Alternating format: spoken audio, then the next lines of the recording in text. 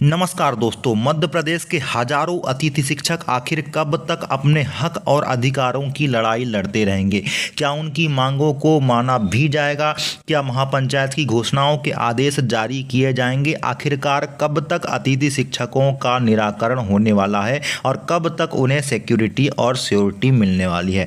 आज बात केवल धरना प्रदर्शन और मांगों की ही नहीं बल्कि समाधान की भी होने वाली है। इसके पहले अगर आपने चैनल पर फर्स्ट टाइम विजिट किया है तो चैनल को सब्सक्राइब कर बेल आइकन जरूर दबा दें, क्योंकि यहाँ मिलेगी आपको पल पल की अपडेट। तो चलिए करते हैं वीडियो की शुरुआत। आप यहाँ देख सकते हैं कि हजारों की संख्या में डीपीआई के बाहर अतिथि शिक्षक प्रदर्शन कर रहे हैं। अतिथि शिक्षकों में से लगभग 500 से अधिक अतिथि शिक्षकों को पुलिस ने हिरासत में लेकर किसी अन्य स्थान पर छोड़ दिया है। अतिथि शिक्षकों का केवल इतना ही कहना है कि अनुभव और वरिष्ठता के आधार पर उन्हें विभागीय परीक्षा आयोजित करके नियमित किया जाए, अर्थात उनका नियमितीकरण किया जाए। इसके अलावा अतिथि शिक्षक महापंचायत में जो पूर्व सीएम शिवराज सिंह चौहान जी है उनके द्वारा जो घोषणाएं की गई थी उन घोषणाओं के आदेश यथाशीघ्र जारी किए जाएं। इसके अलावा भी अतिथि शिक्षकों ने 50% आरक्षण देने के साथ ही प्रतिवर्ष 2 अंक बोनस के रूप में देकर अधिकतम 20 अंक पात्रता परीक्षा में दिए जाने की बात कही। आइए देखते हैं कि अतिथि शिक्षकों के द्वारा प्रमुख कौन कौन सी मांगे हैं जिनको कि सरकार के समक्ष रखा गया है और किस किस मांगों को पूरा किया जा सकता है। पहली मांग है अतिथि शिक्षकों की कि माह फरवरी, मार्च और अप्रैल का बजट जारी कर उन्हें मानदेय यथाशीघ्र दिया जाए। दूसरी मांग है कि जो महापंचायत की घोषणा थी उसके अनुसार 2023-24 में जो कार्यरत अतिथि शिक्षक थे उनको मई और जून माह का बजट जारी कर तुरंत मानदेय दिया जाए। तीसरा जो कि अभी एक आदेश निकाला गया था डीपीआई के द्वारा उसको लेकर के है कि 30% से कम परीक्षा परिणाम देने वाले जो अतिथि शिक्षक हैं उनको पुनः रखने का आदेश जारी किया जाए।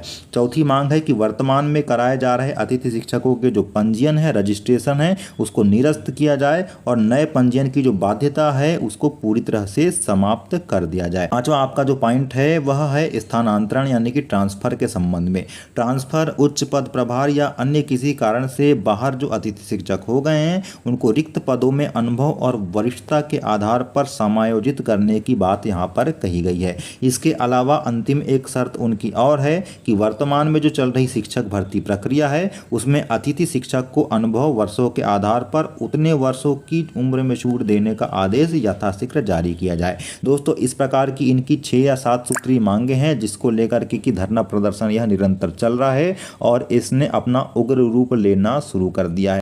दोस्तों, अतिथि शिक्षक निरंतर कई वर्षों से अपनी मांगों को लेकर सरकार से गुहार लगा रहे हैं, लेकिन उनका निराकरण तभी होगा जब केवल घोषणाएं ना करके जमीनी स्तर पर उनके निराकरण के लिए कोई ठोस नीति बनाई जाए। आपको पता ही है कि चुनाव के पहले तो बहुत सारे वादे हो जाते हैं, खूब वादे चलते हैं, लेकिन उनका आदेश जारी होना भी बहुत ज़्यादा जरूरी है।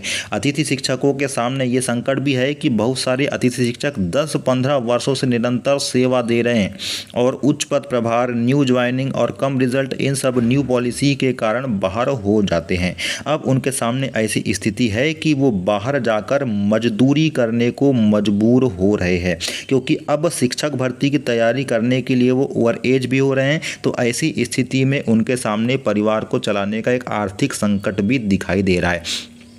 तो ऐसी स्थिति में सरकार को भी चाहिए कि कुछ ना कुछ जायज़ पॉलिसी बनाकर उनका भविष्य सुरक्षित करें। और मैं आपको बता दूं दोस्तों कि जो पुराने अतिथि शिक्षक हैं उनके लिए तो पॉलिसी बनना निश्चित है और पॉलिसी बनने से ही उनका भविष्य सुरक्षित होगा। लेकिन मैं अतिथि शिक्षकों में भी जो नए अतिथि शिक्षक हैं उनसे अनुरोध करूँगा कि अगर आप अभी न्यू एज के हैं और आपको 3 सत्र और 200 दिन हो गए हैं तो इतनी मेहनत करें कि शिक्षक भर्ती में आपके गेस्ट कोटे से आप चयन जरूर प्राप्त कर लें। अदरवाइज आप देख ही रहे हैं कि समस्याओं का अंत तो होने वाला नहीं है, बल्कि समस्याएं और ज़्यादा बड़ी होती जा रही है।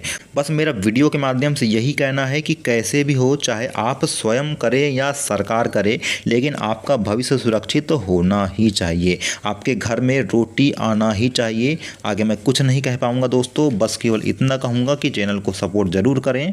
नेक्स्ट अपडेट तक के लिए नमस्कार।